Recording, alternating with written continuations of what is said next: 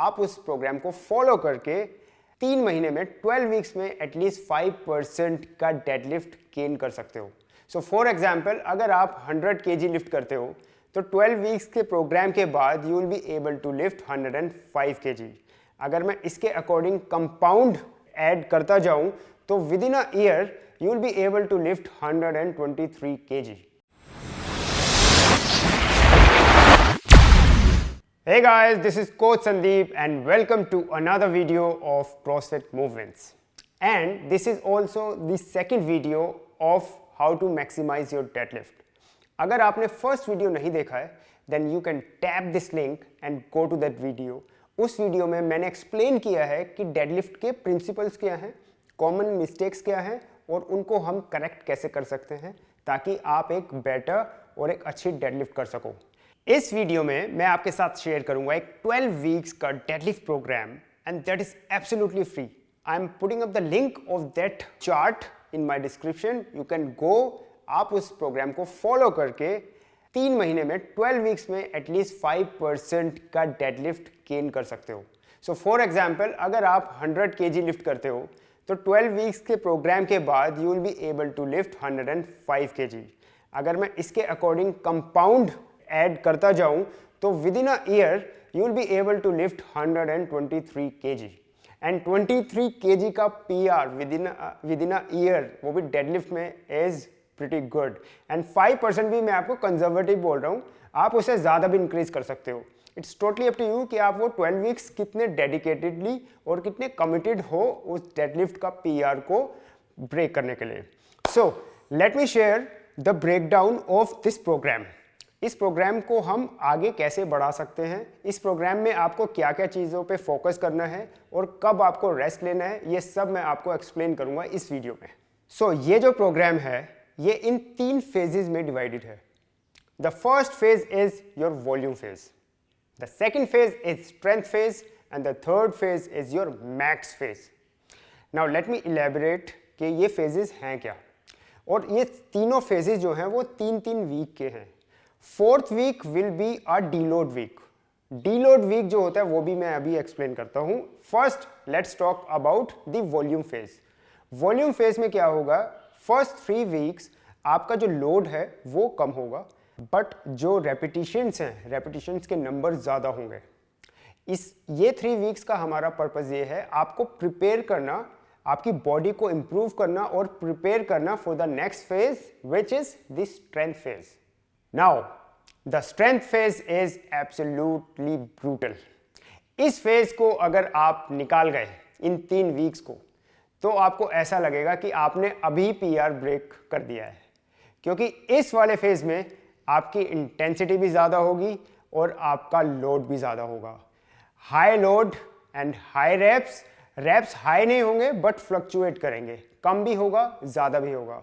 This is the most crucial part of your whole 12 weeks program, the strength phase. And the third phase is the max phase. As the name suggests, नाम से पता लग गया कि ये max phase है। इस phase में हम अपने डेडलिफ्ट के मैक्सिमम के पास तक जाएंगे, मैक्सिमम पे नहीं जाएंगे। सो फॉर एग्जाम्पल अगर आप 100 kg लिफ्ट करते हो तो हम उसके 90% या 85% के आसपास ही खेलेंगे। 90, 92, 85, 80, दैट्स इट। सो और जो लास्ट वीक होगा वो हमारा होगा पीक वीक, जिसमें हम अपना टेस्ट करेंगे 1 RM deadlift. Okay guys, so the 4th week, every 4th week will be a deload week. Deload week वो होता है जिसमें आप कोई ज़्यादा, ना तो आपकी इंटेंसिटी ज़्यादा होती है ना आपका लोड ज़्यादा होता है और आप एक्सेसरीज मूवमेंट्स ज़्यादा करते हो। तो every 4th week will be a deload week जिसमें हम डेडलिफ्ट के कुछ ऐसे मूवमेंट्स करेंगे जो डायरेक्टली डेडलिफ्ट भी नहीं है। For example we'll work on our glutes, we'll work on our lower back, we'll work on our legs. So deadlift को हम हर 4th वीक में थोड़ा रेस्ट देंगे। So this is the deload week. Now deadlift करनी कब है, week में कितनी बार करनी है, कितनी इंटेंसिटी या कितना उस पर वर्क करना है, वर्कलोड क्या है। सो हमने वीक को बिना 2 में डिवाइड कर दिया है। एक है स्ट्रेंथ वर्क, एक है बेस वर्क। स्ट्रेंथ वर्क जो है that is the actual crux of the deadlift within that week. इसको हम वीक के फर्स्ट डे पे ही ट्राई करेंगे कि हम मंडे को या ट्यूसडे को इसको कर लें। इसमें डेडलिफ्ट का मेजर पार्ट होगा और डेडलिफ्ट के साथ हम करेंगे स्क्वाट। स्क्वाट की कोई भी वेरिएशन हो सकती है, that is the strength work, and then will move to the base work within that week. Strength work और बेस वर्क में एटलीस्ट 2 दिन का तो हमें ब्रेक बीच में गैप देना है। आप 3 दिन का भी दे सकते हो। तो वीक में हमें सिर्फ 2 बार ही डेडलिफ्ट करनी है, strength work and base work. Base work जो है, बेस वर्क में हम करेंगे डेडलिफ्ट की वेरिएशंस। डेडलिफ्ट की वेरिएशंस हो सकता है, हम कर सकते हैं deficit deadlift, tempo deadlift, pose deadlift, Sumo deadlift, जो भी वेरिएशंस हैं, क्योंकि वो वेरिएशंस ही हमें और स्ट्रेंथ गेन कराएंगी so that we can become better to the actual conventional deadlift. So base work भी उतना ही important है जितना कि strength work है।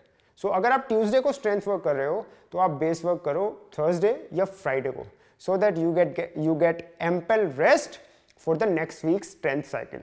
Okay, let's talk about कि workout का flow क्या होगा। Flow में हमें क्या करना है, सबसे पहले हमें करना है warm up।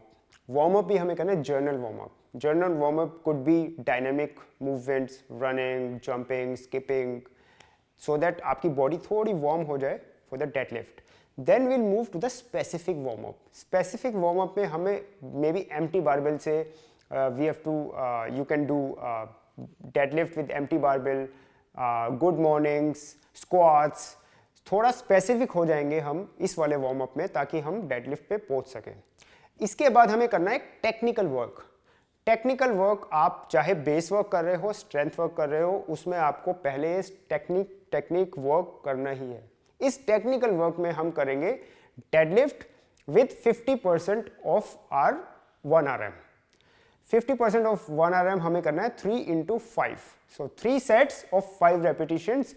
Treat this as a technical work. Technical work का नाम ही सेल्फ एक्सप्लेनेटरी है कि हमें सिर्फ टेक्निक पे वर्क करना है इस वाले पर्टिकुलर सेक्शन में। And then we will move to our main lift.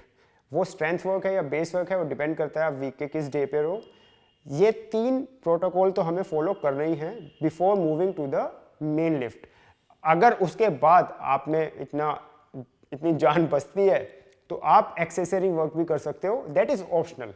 Accessory work could be your glutes पे you can do hip thrust and other accessory movements। वो उनका लिंक भी मैं डिस्क्रिप्शन में शेयर कर दूंगा, so you can actually do the accessory work as well. Okay, so most of you, शायद आप लोगों को पता ही नहीं होगा कि आपका 1 RM क्या है, क्योंकि हमारा जो भी पूरा जो प्रोग्राम है वो पूरा परसेंटेज बेस्ड है। So आप चाहे बिगनर हो चाहे एडवांस लिफ्टर हो, anybody can follow this program. But इसको प्रोग्राम को फॉलो करने के लिए आपको अपना प्रीवियस 1 RM तो पता होना ज़रूरी है।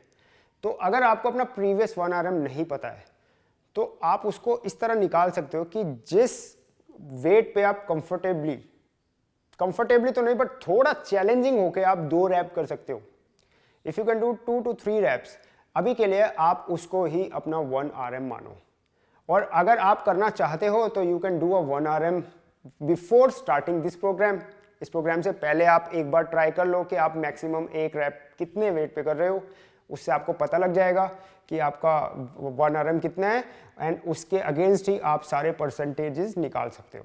ओके गाइस, तो ये था description about the 12 week program, and this is absolutely free. इसका कोई चार्ज नहीं है, मैं डिटेल्स भी आपको डिस्क्रिप्शन में शेयर कर रहा हूँ। You can follow this, you can tag me on Instagram if you want.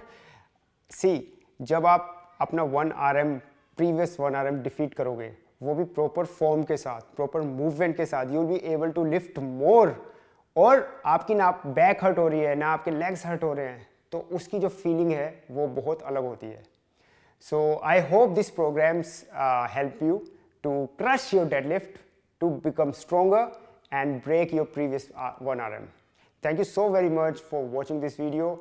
I hope कि आप ऐसे ही स्ट्रॉन्ग होते रहो, ऐसे ही इम्प्रूव करते रहो।